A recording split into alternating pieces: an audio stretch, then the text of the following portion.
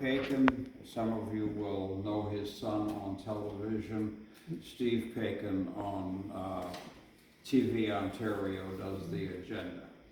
So I've known Steve Paikin since he was probably about 8 or 10 years old. Not that I've seen him much in between, but Larry's wife was president of the Hamilton Philharmonic in the early years that I was getting established in Hamilton. And so I got invited to the Paikin residence after many concerts, and a good time was had by all. But I digress. Chapter 15, Thalia and I. This takes place in 1963. And who's Thalia? Thalia, Bessie Ann Woodward Lumsden, was the first great love of my life. One can only say that in retrospect.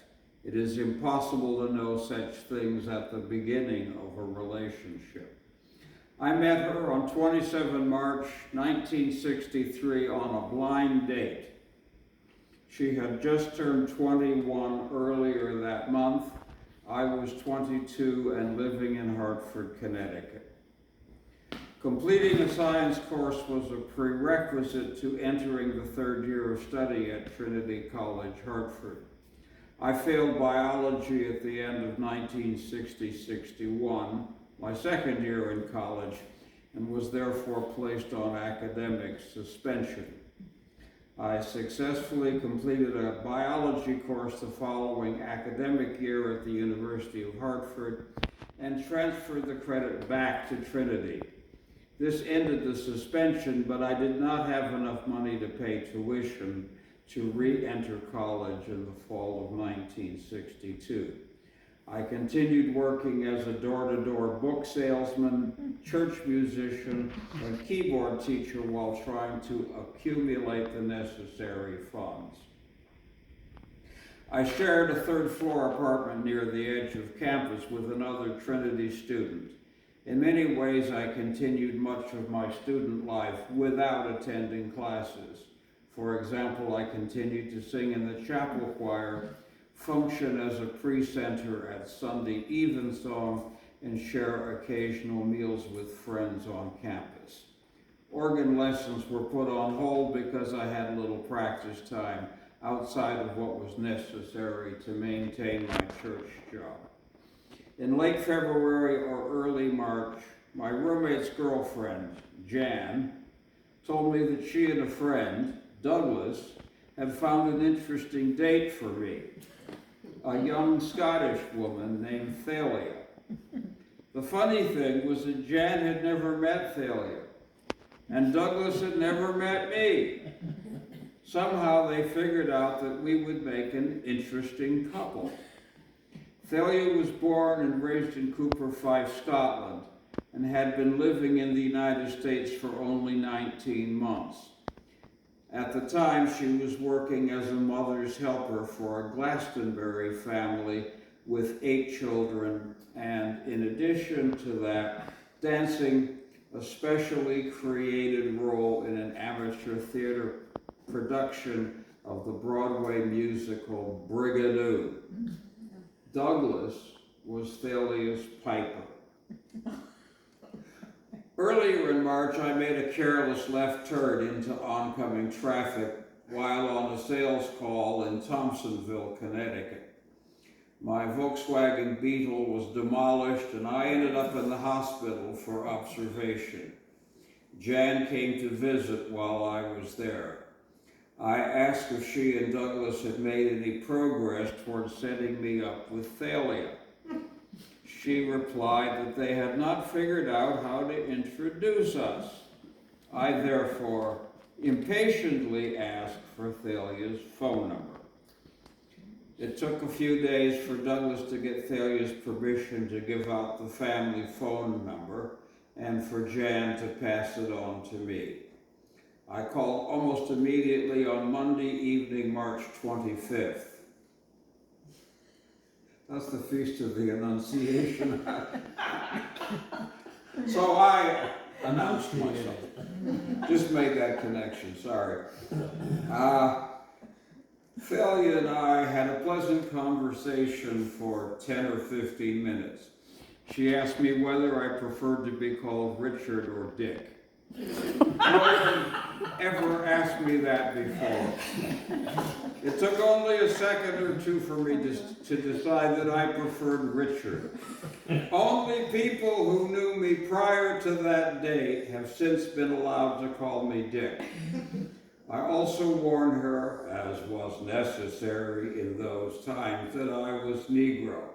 She did not see that as a problem.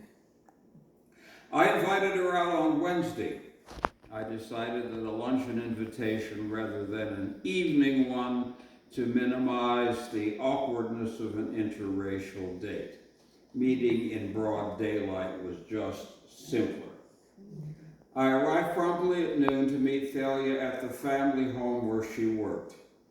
When a slender blonde who did not match my preconceived notion of what a Scottish girl looked like opened the door, I said, "Good afternoon, Mrs. Peake, I'm Richard, here to meet Thalia." She replied, "Hello, Richard, I'm Thalia." I had expected I would have to pass inspection and engage in small talk with her employer before being allowed to proceed, but none of that happened. Thalia and I left directly.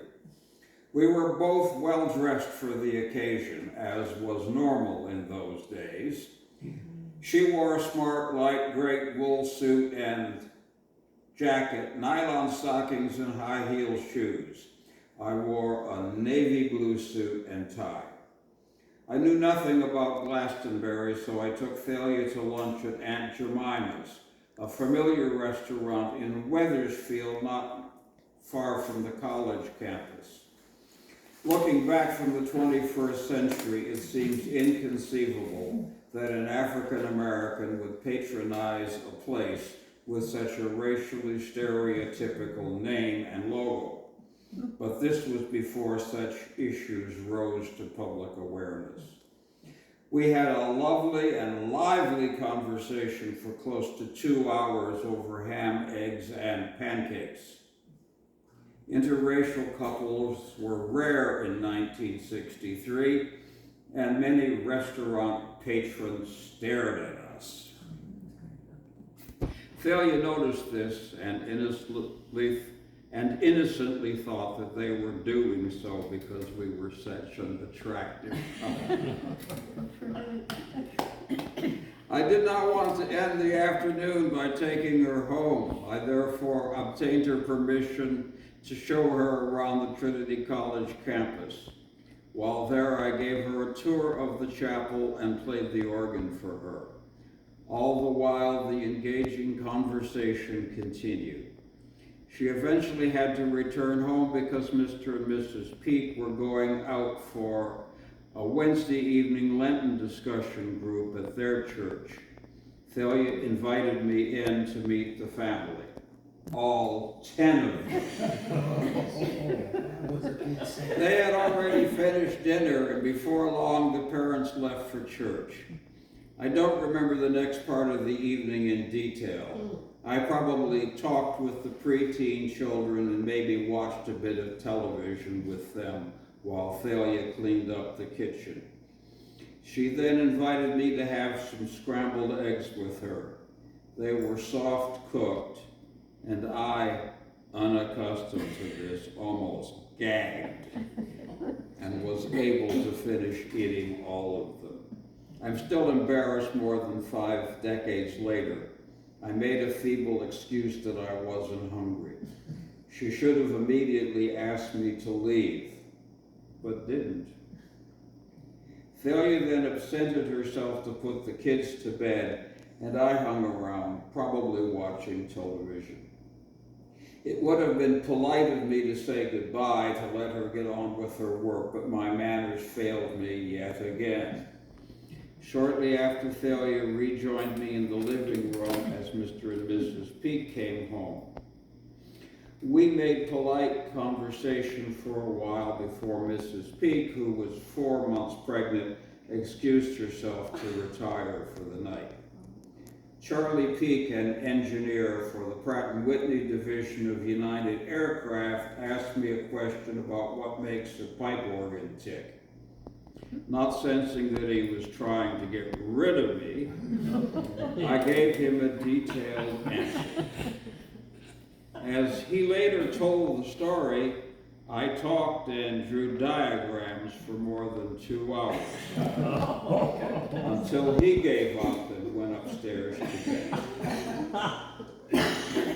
Thalia and I resumed our conversation, which gradually warmed up romantically. Somewhere about 2 o'clock in the morning, I proposed marriage. Already?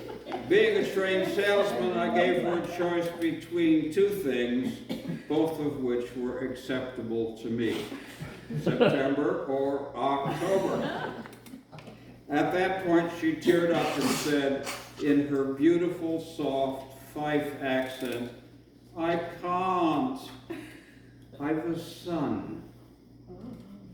Like many British women of her generation and earlier, she considered herself to be soiled linen and permanently ineligible for marriage. She then explained that after arriving in the USA, she discovered herself pregnant by a boyfriend back in Scotland. She had written him explaining her predicament, but he never replied. She incorrectly interpreted this to mean that he was ignoring her and turning his back on the situation. I assured her that my feelings were unchanged and that my proposal still stood. She said neither yes nor no, but indicated she would think about it. The time was now approaching 3 o'clock in the morning, and I finally had enough sense to leave. Thalia got a few hours sleep. Maxine Peake, after getting her husband off to work and the kids off to school, brought Thalia a cup of coffee and asked her how the date had gone. Thalia replied, "We're going to get married after the baby arrives." Seeing the horrified look on Mrs. Peake's face, she quickly added, "Your baby, Mrs. Peake, after your baby arrives." Despite what she said to Mrs. Peake, Thalia did not accept my proposal for a full 4 weeks. Wow.